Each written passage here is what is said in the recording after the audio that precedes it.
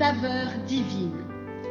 Cette bonne nouvelle du royaume sera prêchée dans le monde entier pour servir de témoignage à toutes les nations.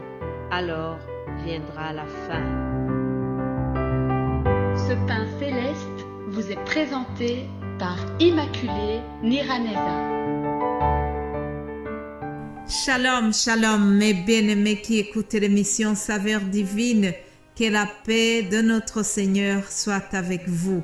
Je bénis le Seigneur qui me donne encore le souffle de vie ce matin. J'espère que c'est la même chose pour toi qui m'écoutes. Hier, nous avons parlé de la parabole qui concerne le royaume de Dieu.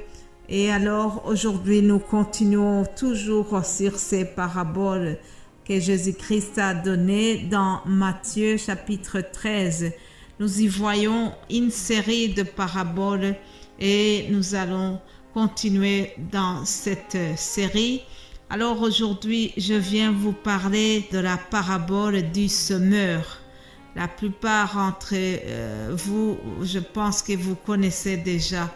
C'est une parabole qui est souvent citée.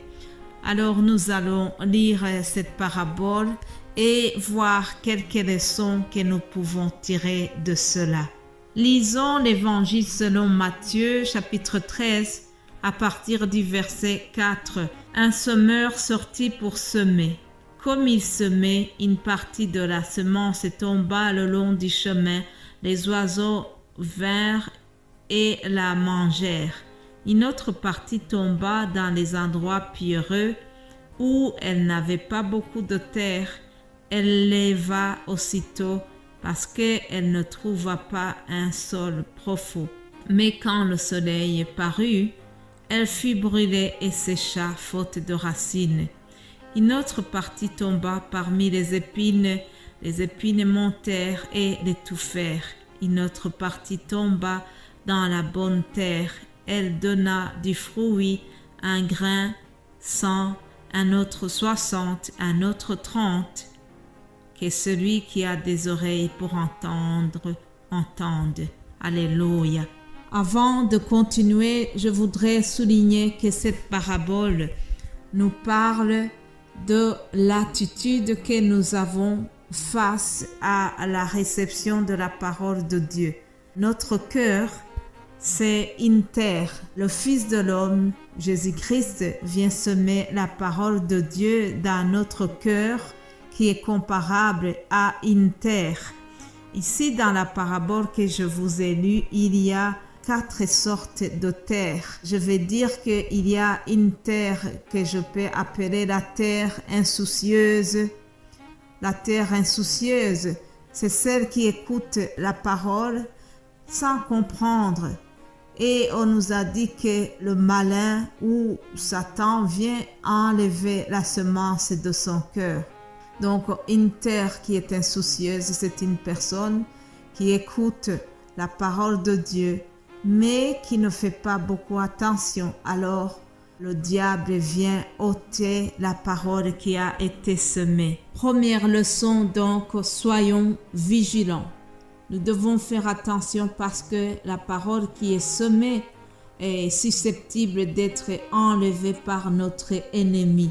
Jésus nous a dit que si nous demeurons en lui et que ses paroles demeurent en nous, tout ce que nous demanderons, cela nous sera accordé. Mais à quelles conditions?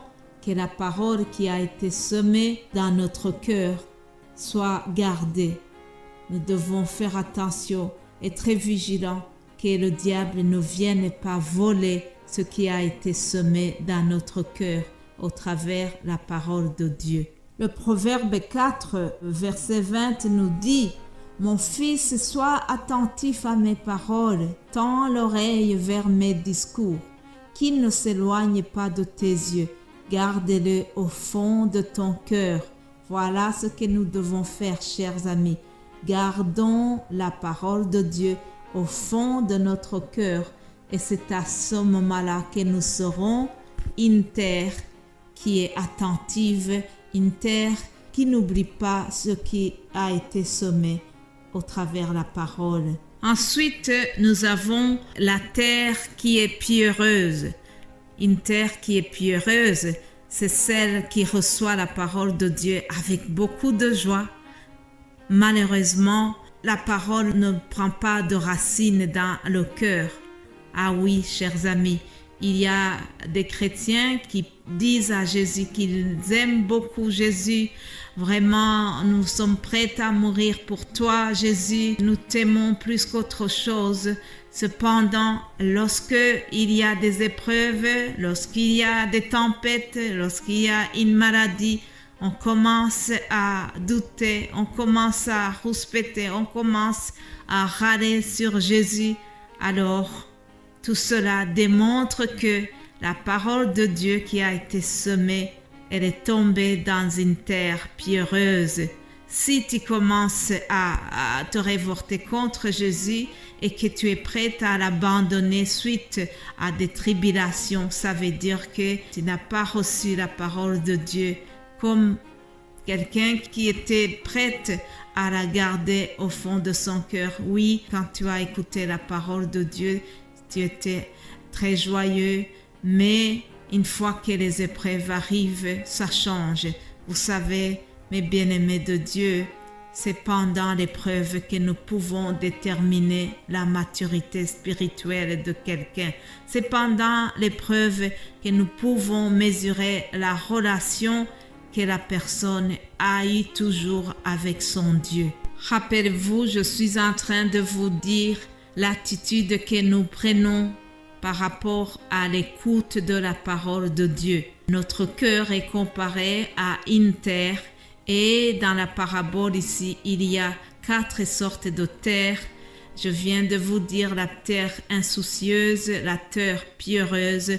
Maintenant, voyons la terre étouffée.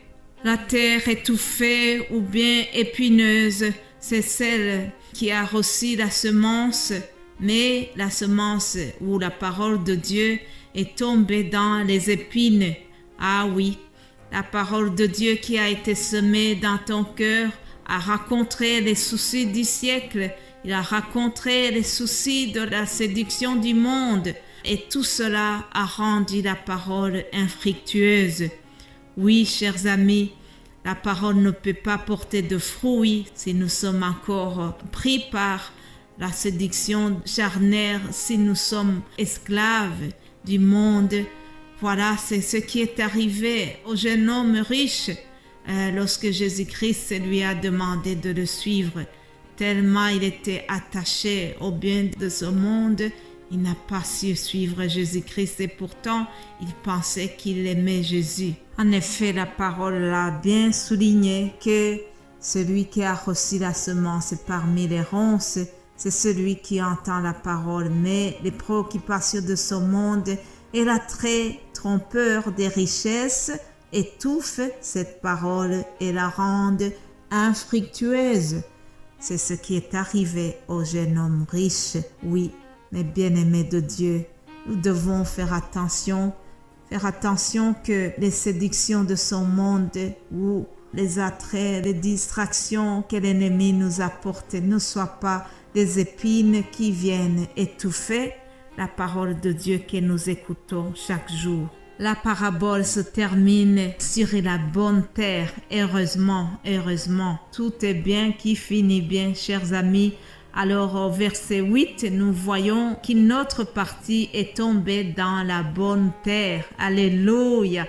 Je prie que nous soyons des bonnes terres. Je prie que nos cœurs soient réceptifs à la parole de Dieu et qu'une fois que nous avons reçu la parole de Dieu, que nous puissions porter les fruits dignes de la repentance, les fruits qui sont tombés dans la bonne terre. La bonne terre, c'est un cœur qui décide, un cœur qui reçoit la parole de Dieu, qui se laisse transformer par cette parole et qui décide de marcher selon la parole de Dieu.